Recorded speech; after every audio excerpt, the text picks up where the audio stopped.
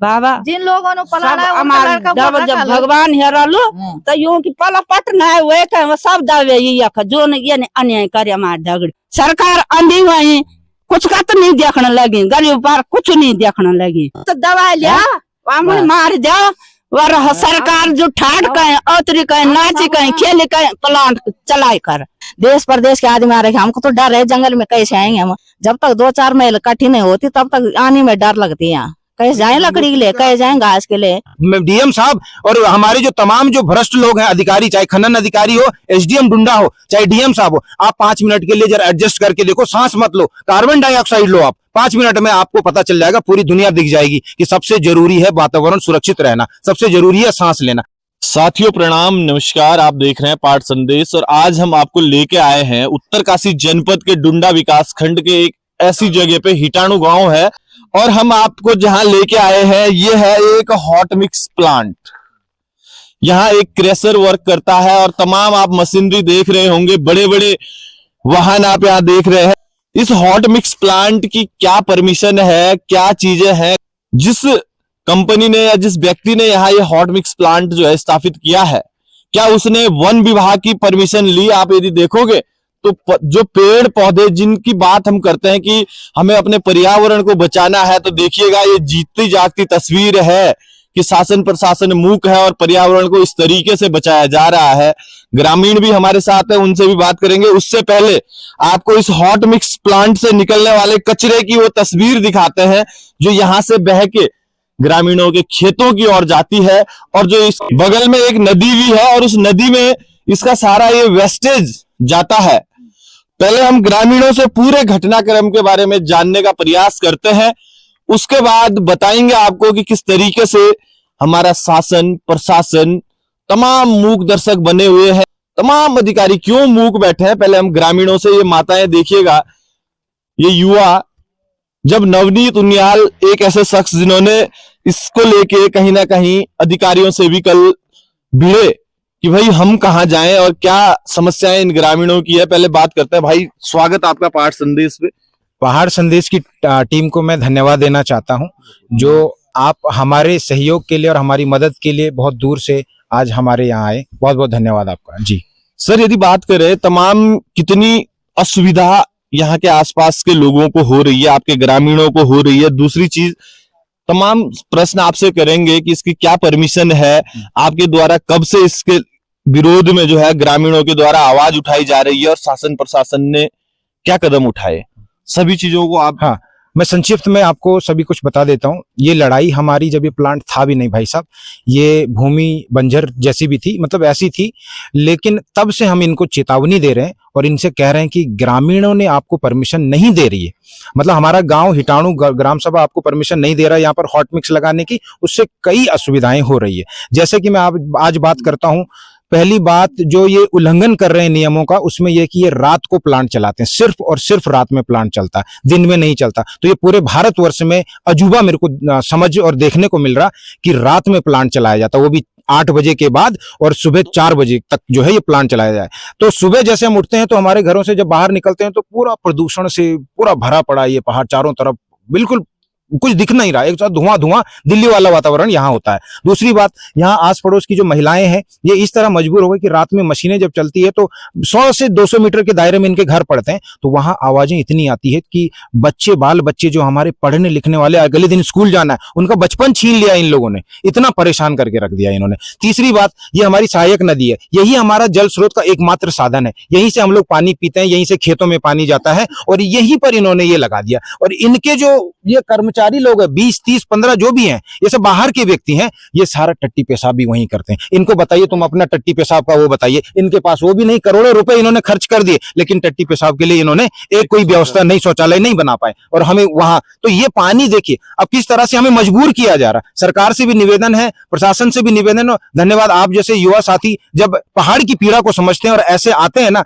तो मन खुश हो जाता है दिल गदगद हो जाता है। तो कहने का मतलब है हमें मजबूर किया जा रहा है हिटाणु ग्राम सभा को बूढ़े जवान नौजवानों को या तो तुम कानून अपने हाथ में लो क्योंकि प्रशासन से हम थक गए, अब कोई उम्मीद भी नहीं लगती है।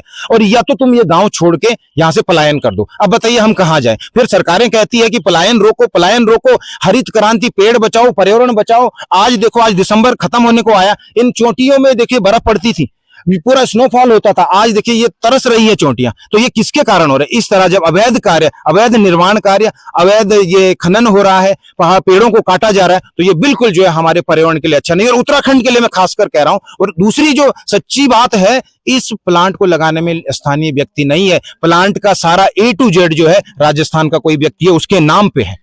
अब बताइए, हम लोग लोकल व्यक्ति होकर के इसका विरोध नहीं करें तो क्या करें?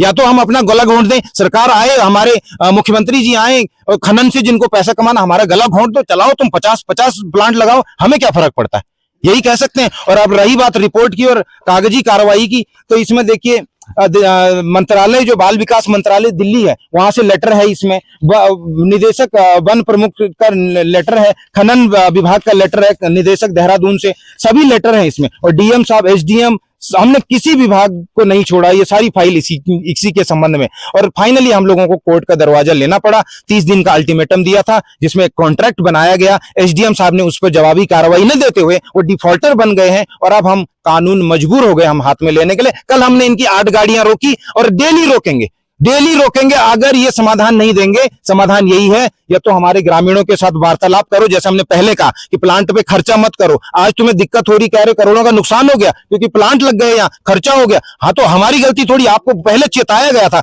जी, थोड़ा सा आपको रोकेंगे। यदि बात करें, हमारी सरकार जीरो टॉलरेंस की बात करती है, तमाम हमारे नेता जीरो टॉलरेंस की बात करते हैं। हम आपसे एक छोटा सा प्रश्न लेते हैं, आपने इतने पत्र लिखे हैं जी, जिन अधिकारियों के लिए आपने ये पत्र लिखे हैं, उन अधिकारियों ने जवाबी कार्यवाही में आपको क्या जवाब इनके प्रेषित किए? जीरो।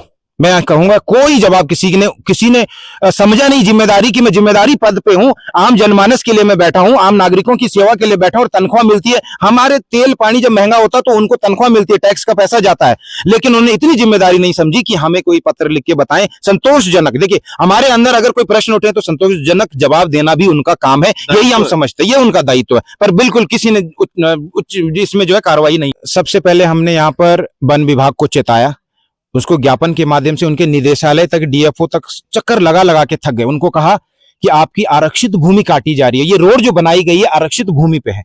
अब बताइए, जो पर्यावरण मतलब आरक्षित भूमि जो होती है, फॉरेस्ट रिजर्व फॉरेस्ट, उसको आप कैसे काट दोगे? ऐसे तो कोई भी काट देगा। आज इन्होंने इतना काट दिया 200 मीटर, हम वहां पूरा पहाड़ काट देंगे, तो ऐसे नहीं चलेगा। आरक्षित भूमि सबके लिए है, हम चाहते हैं कि हमारा जो पर्यावरण है वो बचा रहे, तो उसमें कोई संज्ञान नहीं लिया गया। उसके बाद हम गए खनन अधिकारी के पास, निदेशालय तक गए देहरादून में, वहां के जो उनके जो बड़े अधिकारी है, निदेशक है, डायरेक्टर, उन्होंने भी जो है लिख के भेजा, जांच मांगी कि अगर ये व्यक्ति, ये गांव वाले कुछ आरोप लगा रहे हैं, क्या ये सही है या गलत? कोई वहां से रिपोर्ट नहीं है। आज वो 30 दिन से ऊपर हो गई, वो भी कहानी वहीं बंद कर दी। डीएम साहब के पास गए, एक नहीं 4 बार गए, पूरी महिलाएं गए, बच्चे गए, सब गए, धरना दिया वहां पर। डीएम साहब ने कहा हमें कि आप एडजस्ट कर लो। एडजस्ट करने का मतलब डीएम साहब कह रहे हैं कि मेरा ऑफिस यहाँ पे है, यहाँ बगल में स्कूल चलता, शोर शराबा होता है, तो इसका मतलब यह है कि मैं एडजस्ट कर रहा हूं, आप भी एडजस्ट। भाई साहब, हम एडजस्ट कहां करें? कपड़े पहनने में एडजस्ट होता है, खाने में एडजस्ट होता है, 4 रोटी की 3 रोटी खाएंगे, लेकिन श्वास लेने में कैसे एडजस्ट करें? यहां से जो धुआं निकल रहा है, कार्बन डाइऑक्साइड। डीएम साहब और हमारे जो तमाम जो भ्रष्ट लोग हैं, अधिकारी, चाहे खनन अधिकारी हो, एसडीएम डुंडा हो, चाहे डीएम साहब हो, आप 5 मिनट के लिए जरा एडजस्ट करके देखो, सांस मत लो, कार्बन डाइऑक्साइड लो आप। 5 मिनट में आपको पता चल जाएगा, पूरी दुनिया दिख जाएगी कि सबसे जरूरी है वातावरण सुरक्षित रहना, सबसे जरूरी है सांस लेना। हमारी लड़ाई यही है, और ये आज ये हमारी नहीं है, ये पूरे उत्तराखंड प्रदेश की आज हालत है कि किसी तरह से भू माफिया हो या खनन माफिया हो या फिर ये भ्रष्ट लोग जो ये अधिकार अपने ऊंची ऊंची गद्दियों में बैठे हुए ना, इन और नेता हो, खासकर जो हमारे नेता है, ये तो बिल्कुल इतने भ्रष्ट हो गई, तो इन्हें जनता से सिर्फ वोट चाहिए और कुछ नहीं। जनता की याद तभी आती जब वोट चाहिए होते हैं, क्योंकि अगर हमारी जो तीनों न्यायपालिका है, चाहे न्यायपालिका है, कार्यपालिका, विधायिका, ये व्यवस्थाएं हैं, ये जनता के हित के लिए होती है, लेकिन इनमें कोई बैठा व्यक्ति जनता के बारे में कोई सोचता नहीं है। बड़े शर्म की बात है। इसलिए आज आम नागरिक परेशान है, वो प्यासा है, वो तरस रहा है, न्याय के लिए दर दर की ठोकरें खा रहा। तो ये आज स्थिति हो गई है हमारे गांव की। तो देखिएगा, ये भाई वो थे जिन्हें नियम पता है, कानून पता है, एजुकेटेड है, शिक्षित व्यक्ति है। शायद से तभी कल जो पुलिस प्रशासन यहाँ आया था, वो बैरंग वापस लौटा है। नहीं तो यदि हमारी ये गांव की माताएं बहनें होती तो इनको तो पुलिस खदेड़ देती, लेकिन भाई ने जब दो टुक बात की और पॉइंट टू पॉइंट बात की तो पुलिस को भी कहीं ना कहीं बात को समझना पड़ा, प्रशासन को समझना पड़ा कि भाई अब तो रोकना ही पड़ गया, कुछ नहीं हो सकता।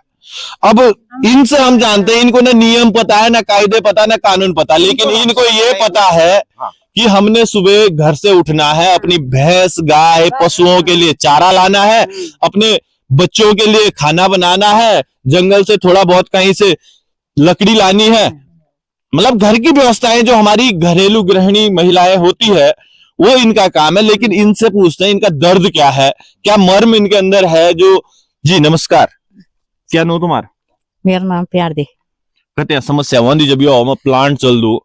समस्या तो बहुत होंगी, बच्चों नहीं पढ़े, महिलाओं बुजुर्गों नहीं पढ़ लगे हैं। सुबह उठी तो सांस नहीं ले आड़ लगे, हम गरीब लोग तो कखा मन अपनी इलाज करवाओ, पैसा ही नहीं, दिहाड़ी मजूरी कर दा, बाल बच्चा है, बुजुर्ग लोग तब अपने परिवार चलाने लगे हैं।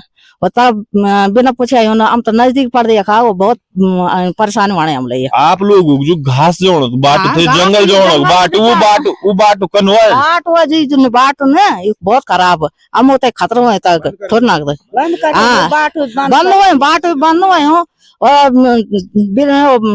पकड़ पकड़ के जा रहे हैं वहां ना रास्ते में ना, सारा इधर उधर का रास्ता सारा बंद कर दिया इन लोगों ने हमारा ना। घास भी हमारी पूरी खराब हो गई, लकड़ी भी हम कैसे आए यहाँ, देश प्रदेश के आदमी आ रहे, हमको तो डर है जंगल में कैसे आएंगे हम हैं। सबसे बड़ी बात है कि प्लांट तो लग गया, लेकिन हमारी माताएं बहनें जो है ना, जो बहनें आज जंगल खुल के जाती थी ना, वो आज असुरक्षित खुद को महसूस कर रही है कि यहाँ कैसा आए हम इधर। जब तक 2-4 मील इकट्ठी नहीं होती तब तक आने में डर लगती है। यहाँ कैसे जाए लकड़ी के लिए, कैसे जाए घास के लिए। और ये जो नाला है हमारा, यहाँ देखो तो कितनी गंदगी मचा रखी है। अभी जा रखी थी मैं वहाँ लकड़ी ले, सारे गंदगी मचा रखे वहाँ, कैसे निकाले हम लकड़ी वहां से, कैसे घास निकाले, सारा गंदा कर रखे हैं लोगों ने। पीने का पानी आपका इधर से जाता, हमारी खेती बाड़ी भी इधर नजदीक ही है पड़ती, इसी नाले से जाता वो पानी भी, सारी खेती भी खराब हो। तो खेती तो हम कहाँ, जब हम कमाए नहीं तो खाएंगे कहाँ से हैं? जब हमारे ये हम गरीब लोग जब कमाएंगे, जब कमा के लाएंगे तब खाएंगे। हमारे बच्चे लोग देखो तो कितने परेशान हो रखे हैं, कहाँ से हम उसको हॉस्पिटल ले जाएंगे। नमस्कार, क्या नाम आपको? सुना है ना मेरा नाम। कहते हैं परेशानी होंगी, प्लांट तो लगी है, बहुत परेशानी हम होने लगे, बच्चों ने परेशानी होना, हम बुढ़े मन को परेशानी होना, हमारा सांस लेना में हम होने खांसी भी होने लगे, और शरीर अनकन लगे कि सांस का नहीं लेना है। ये यहाँ ना बहुत दिक्कत हम होने लगे, पानी से होने दिक्कत, बच्चों से होने दिक्कत, पशु से होने दिक्कत, सब चीज से होने दिक्कत। हम ये प्लांट जो लाने ना चाहने लगे कि हटी जाए या करना तो बहुत अच्छा, हम थी नजीक या खाग है, हम का खनन के तारा होने खेती बाड़ी दिया, मकान गाड़ी दिया, हम काखे बसाए दिया, तभी प्लांट लिया चाहे कुछ कर, अब खड्डा बना खड्डा वो बैठ जाओ, हम जरूरत नहीं तुमसे फैन लग गया, तब बच्चों ले लेने लग गया, और बच्चों ने पहन लग गया, अब बच्चा सब होने वाला प्यार, जो अमीर भी वाल तो अड़ा बच्चा प्यार, जो गरीब वाल तो अड़ा बच्चा प्यार, प्यारा तो सब बराबर हो, भगवान ने दिए जब तो ये अन्याय पार तो न तो सरकार हम लेते हैं, वो अमुन का बसाए दिया, तथे अमुन जमीन दिया, वो तथे अमुन मकान दिया, वो तथे सब चीज दिया, अमुन का बोले कि यू तुम लेता है,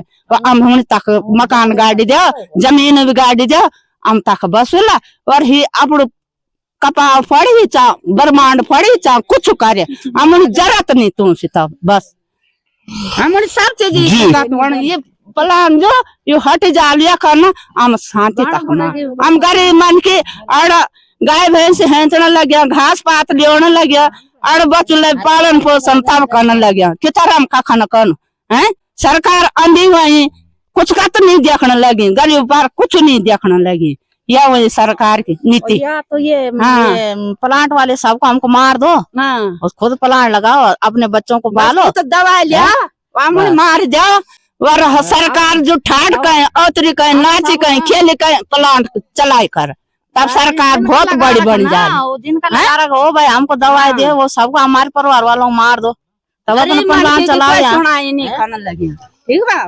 जी क्या नाम आपको मेरा नाम पूर्ण कत्या समस्या होंदी अपना जंगल में आवणते घास लाखड़ते जो कई समस्या था वही भयंकर समस्या वही हमको हाँ हमारे बच्चा भी छोटा छोटा ना तेड़ा हाँ काका ना मन हम तो बहुत समस्या वही ना तेड़ा छोटा छोटा घास पात पर भी सब बैठी हाँ ये नहीं गंदा क्यों नहीं रात खड़े नहीं होते तीन बात से तो चलिएगा आप देखिएगा किस तरीके से अभी हम यहाँ खड़े हैं भाई साहब सांस लेने में भी वो तारकोल की ही बदबू जो है इस वक्त शरीर के अंदर जो है हम सांस लेनी बाबा जिन लोगों ने सब हमार जब भगवान हेरलो तो यूं की पला पट ना वे के सब दावे ये जो ने ये अन्याय करे हमार झगड़े साहब पानी पीने योग्य नहीं रखा ये जो वनस्पति ये पेड़ पौधे हैं इनके ऊपर जमी हुई धूल चीख चीख के बोल रही है कि हमें बचा लो।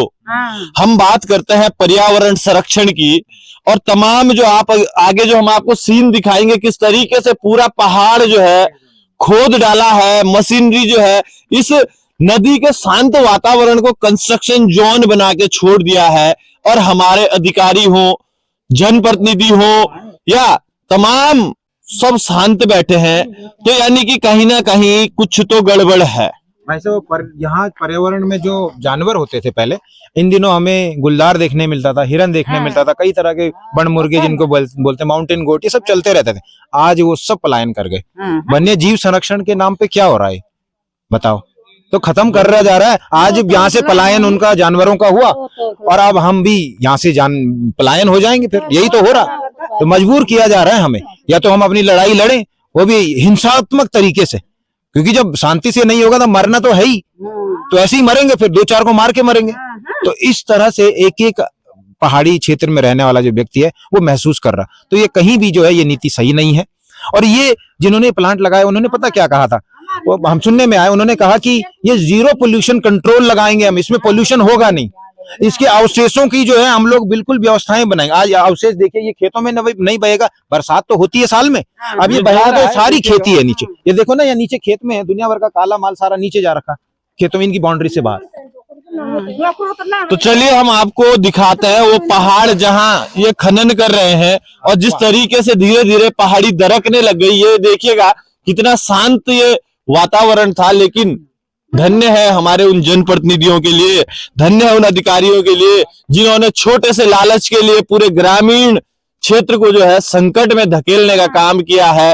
और उनसे भी पूछेंगे जाके कि आखिर इतनी अव्यवस्थाएं होने का क्या कारण है कहां से तुम्हें अपनी अंतरात्मा को झकझोरिए साहब थोड़ा भय मानिए। यहाँ ऊपर जो सिंचाई की एक नहर जाती है 5-6 गांवों के लिए जोड़ती है सरकारी सिंचाई की इतनी बड़ी गूल जाती है वो इरिगेशन कैनाल तोड़ दिए इन्होंने वहां रोड बना दिए तो इसका जिम्मेदार कौन है। सरकारी पैसा इसलिए लगाया जा रहा कोई भी जाके सरकारी संपत्ति को नष्ट कर देगा तो ये किस तरह का प्रशासन बैठा हुआ। और हमने सिंचाई विभाग को कहा है उन्होंने एक्शन सब फोन पे कहते हैं हम आ रहे हैं और आ गए वो यहाँ पूरे 6 महीने हो गए नहीं आ रहे देखने के लिए यानी कोई फर्क नहीं पड़ता आगे की जो सिंचित भूमि है वो नष्ट हो गई कौन जिम्मेदार है इसका। तो चलिए वो दिखाते हैं आपको ये देखिएगा ये ऊपर आपको दिख रहा होगा किस तरीके से अब धीरे धीरे पहाड़ी दरकने लग गई क्योंकि इन्होंने पूरा क्षेत्र यहाँ खोद के भाई साहब वो हालात कर दिए हैं। ये आगे भी आप देखिएगा पूरा इंडस्ट्रियल एरिया ये बना रखा है और कुछ युवा और हैं इनसे हम बात करेंगे। जी भाई क्या नाम है आपका? मेरा नाम आजाद भूषण है। कितनी समस्याएं हो रही है तमाम जो अव्यवस्थाएं इस तरीके से पहाड़ खोदे जा रहे हैं और एक और जो है पहाड़ का पानी और पहाड़ की जवानी को बचाने की बात हो रही है कैसे देख रहे हो आप ये सब? सर सबसे पहले आपका बहुत बहुत धन्यवाद। बहुत बहुत धन्यवाद। क्या बताएं सर यहाँ तो रहना मुश्किल हो रहा है। एक्चुअली हकीकत बताऊं कि रात को जब ये क्रेशर अपना ये प्लांट चलाते हैं तो सुबह को हम जब अपना दरवाजा खोलते हैं ना तो जो महक आते हैं ना मुंह में हमको वो चीज महसूस हो रही है। इन्हें क्या पता है। नंबर 2 बात चलो ये सर्दियों का सीजन है जब गर्मियां होती है तो हम लोग कहाँ सोते हैं छत पे सोते हैं दरवाजा खुला है खिड़की खुला है लेकिन हमारा सोना खाना हराम हो चुका है। कैसे सोए हम क्योंकि हम लोग स्वतंत्र रहते हैं सोए हुए लेकिन आज की डेट में अगर गर्मी आती है तो अगर हम छत पे सोना अगर सोचेंगे ना तो मुझे लग रहा है कि हमारे कोई भी किसी की भी की तबियत कब बिगड़ सकती कुछ पता नहीं है। इसलिए आप लोगों को बहुत बहुत धन्यवाद। इस चीज को जरूर आप हमारा सहयोग करें बस। जी भाई क्या नाम है आपका? जी राजेश नियल। राजेश जी क्या कहना चाहोगे हमारे उन बड़े बड़े वादे करने वाले नेताओं से, और जो अधिकारी हमारी सुरक्षा के लिए, हमारी सेवा के लिए तैनात हैं, जिन्हें हमारे टैक्स से वेतन जाता है, उनके लिए क्या शब्द आपके पास है? बिल्कुल भाई साहब, शब्द क्या बोलना, उनके लिए तो शब्द ही नहीं है, क्योंकि इतना हम कोशिश कर चुके हैं, इतने महीनों से कोशिश कर रखे हैं, लेकिन कोई हमारी सुनने वाला नहीं है। चाहे वो डीएम हो, एसडीएम हो, हमने सबके दरवाजे मतलब खटखटा दिए हैं, सबके पास वार्तालाप के जा रखे हैं, आंदोलन भी कर लिया है, बहुत सारी चीजें कर रखे हैं, लेकिन किसी के कान में जो तक नहीं रेंग रहा है। और जहां तक हम यहाँ की बात करें तो ये देखो, यहाँ आप प्लांट देख रहे होंगे, इतने लोग यहाँ पे काम करते हैं, यहाँ पे एक भी टॉयलेट की व्यवस्था नहीं है। अब टॉयलेट कहाँ जाता? आप यहाँ सहायक नदी देख रहे होंगे, यहाँ का पानी अब देखिए आप, हमारी महिलाएं नीचे जो है कोई कपड़े धुलती है, इसी पानी से खेतों में ये पानी जाता है, सारे जगह मतलब इसका यूज हो रहा है। लेकिन क्या अब जब ये टट्टी यहाँ करेंगे तो हम पानी कैसे पियेंगे या खेतों में कैसे लगाएंगे? आप खुद ही सोच सकते हैं। तो मतलब इतनी दुर्दशा होने वाली है। अभी तो इस प्लांट को 1 महीना हुआ है, ठीक है, तो अब ये लगाओ आप कि अब, और ये रास्ता देखो आप, है रास्ता भी देखो, यहाँ पे ये आम जनमानस का रास्ता था, जो औरतें यहाँ से घास पात जो भी लाती थी या चारा पत्ती जो भी लाती थी, ये रास्ता देखो। अब यहाँ पत्थर, ये इतने बड़े बड़े बोल्डर यहाँ फेंके गए हैं, ये पुल भी कुछ ही दिनों में ध्वस्त होने वाला है। तो कैसे यहाँ से मतलब कौन इस व्यवस्था को देखेगा? इसीलिए जनता जो है इतनी आक्रोशित हो रखी है। और हम तो मतलब जब ये आंदोलन छेड़ दिया है तो अब रुकने का नाम नहीं लेगा। अब चाहे हम पे लाठी चले पुलिस की, या कोई सरकार यहाँ पे हम पे दबाव डाले, या कुछ भी करे, मतलब हम रुकने वाले नहीं है। जनता ने ये पूरा फैसला बना रखा है। और जहां रही नेताओं की बात, तो इस बार तो अब वोट जब भी आएंगे मांगने, तो उनको जरूर बताएंगे कि आखिर वोट की चोट किसे कहते हैं। जी भाई साहब, जनता को मजबूर किया जा रहा है कि अब जो है लाठी डंडों से काम करो, क्योंकि लिखने से कुछ नहीं होगा, बोलने से कुछ नहीं होगा, क्योंकि तुम्हारी कोई सुनने वाला नहीं है। और आप जो है हिंसक रवैये में आइए और ऑफिसों में या तमाम जनप्रतिनिधियों के साथ हिंसक रवैये को अपनाइए। और इस और यदि बात करें, ये देखिएगा, ये सड़क जो है इन्होंने अपने मनमाफिक तरीके से काट रखी है। जेसीबी जो दौड़ रही है फॉरेस्ट लैंड पे कोई परमिशन नहीं, कोई कुछ नहीं, लेकिन बाप की बपूती है साहब, पूछने वाला कोई नहीं है। और जो पूछेगा उसको थोड़ा बहुत निवाला दे देंगे और सबको शांत कर दिया जाएगा। तो ये हालात है। और शायद से यहाँ देखिएगा आप, एक भवन, यहाँ एक आवासीय भवन भी पीछे दिख रहा है। यहाँ पर खुद में, यहाँ पर भाई साहब एक भवन था, उनकी तोड़ दिया उन्होंने, मकान तोड़ दिया, अभी तक पैसे नहीं दिए, और ऊपर से डरा धमकाया भी। वो हमारी पहली वीडियो में शायद आप तक नहीं पहुंची वो, लेकिन वो व्यक्ति, पीड़ित व्यक्ति, उसके घर में कैजुअलिटी हुई थी, उनके बच्चे हैं, बेचारे गरीब परिवार है, अपना मेहनत से खाता कमाता है, उनका मकान बिना परमिशन के तोड़ दिया। तो इनको अब क्या, ये दबंगई नहीं तो क्या है, गुंडागर्दी है कि नहीं है?